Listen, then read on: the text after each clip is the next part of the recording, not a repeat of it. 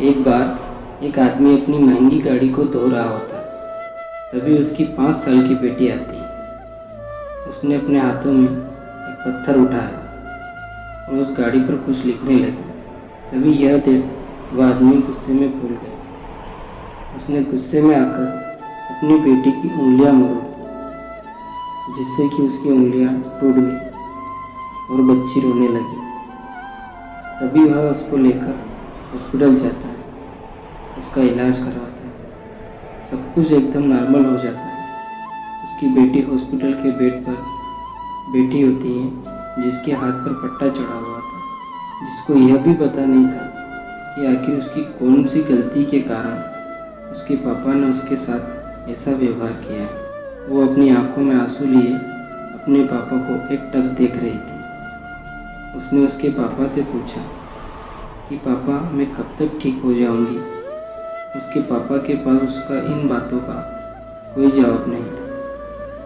उनका गुस्सा एकदम से ठंडा हो गया था। उसने अपनी बेटी को अपनी गोद में उठाया और हॉस्पिटल से छुट्टी करवा के सीधा घर ले पहुंचा।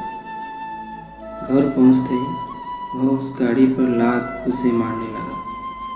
तभी उसकी नज़र वहाँ पड़ी जहाँ उसकी बेटी कुछ लिख रही थी। उसने वहाँ जो कुछ भी देखा वह सब देख उसकी आंखों में आंसू आने लगे। गाड़ी पर उसकी बेटी ने जो लिखा था, मेरे सबसे अच्छे पापा।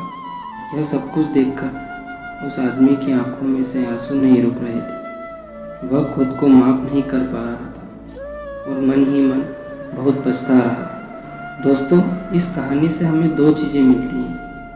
पहली, गुस्से में इंसान अंधा हो जाता है और उसे अपना पराया कुछ भी नहीं दिखता, और गुस्सा ठंडा होने के बाद अफसोस के सिवा कुछ भी हाथ नहीं लगता। और दूसरी बात यह है कि कुछ लोग ऐसे होते हैं जिन्हें वस्तुओं और इंसान के बीच कोई फ़र्क नहीं पता। वस्तुएं इस्तेमाल करने के लिए होती हैं और इंसान प्यार, लगाव, स्नेह का भूखा होता है।